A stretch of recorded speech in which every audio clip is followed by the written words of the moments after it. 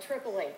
Now, but we also were told that there were a total of about 29 men over a period of May and June of this year who were held in that facility. Some were let go, some stayed, and obviously some died.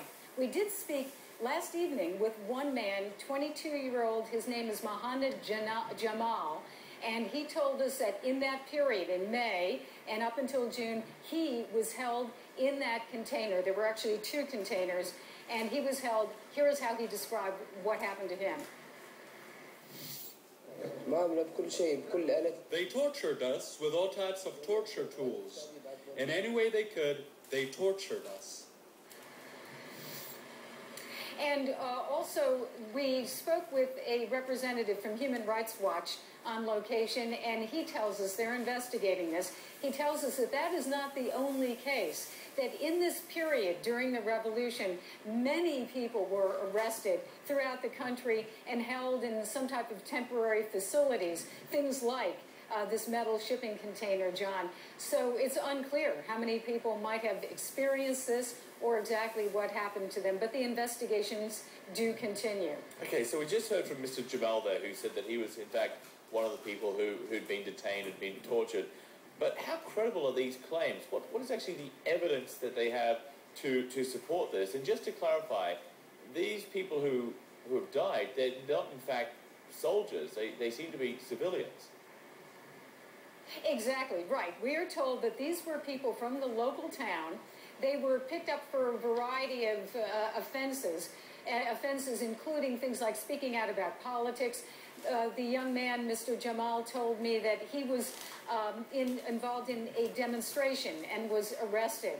He didn't know why, particularly, what the charges were, and he actually didn't even know why he was freed. But also now, as to the credibility, the investigator we spoke with last night said that that container had bullet holes that were shot in, apparently by the troops, to give some air. But this particular day, in early June, we're told was extremely hot.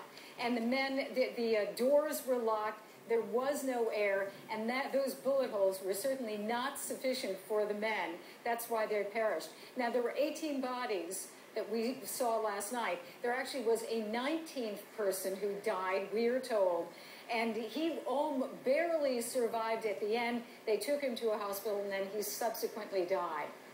Wow. Okay, Jill, thank you. Jill Doherty there reporting from Tripoli on what probably is just the tip of the iceberg. Thanks, Jill. Well, 8 years after the fact, British investigators have finally concluded an Iraqi civilian was brutally mistreated at a British military base in 2003. Injuries that were so bad they led to his death. The British Defence Secretary says what happened to Baha Musa is deplorable, shocking and shameful. Atika Schubert tells us it may just be the tip of the iceberg, and a warning, this report contains some graphic images. Baha Musa officially died of asphyxiation, but as these photos show, he also suffered at least 93 separate injuries when he died. It happened in British custody at the hands of British soldiers in Iraq. My judgment is that they constituted an appalling episode of serious, gratuitous violence on civilians, which resulted in the death of one man and injuries to others. This was the man the inquiry singled out as responsible, Corporal Donald Payne, the soldier in charge of the welfare of detainees at the British Temporary Detention Facility in Iraq, seen here using so-called stress positions on detainees. The report also listed at least 19 others, including commanding officers, an army doctor, and an army chaplain, for failing to stop the brutality, pointing to a systemic failure in the chain of command. The process of hooding them and placing them in stress positions was unjustified and wholly unacceptable. The inquiry has sought to understand why the use of these processes was not recognised by all concerned as unjustified and wrong.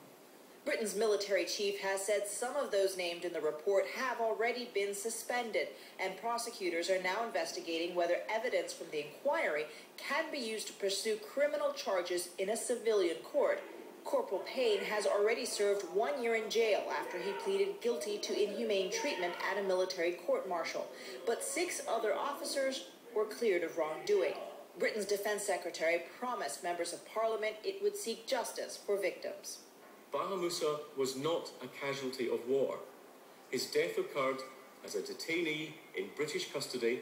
It was avoidable and preventable, and there can be no excuses. There is no place in our armed forces for the mistreatment of detainees. And there is no place for a perverted sense of loyalty that turns a blind eye to wrongdoing or erects a wall of silence to cover it up. It's taken 3 years, more than 300 witnesses, and nearly $20 million to complete this inquiry into Baha Moussa's death. But it may not end there. Lawyers for the victims say they know of more than 200 other similar cases that also need to be investigated. Atika Schubert, CNN, London. A Russian hockey league vows to rebuild and carry on. That's after this week's plane crash, which took so many young stars. Mark McKay will have the latest on that when we come back.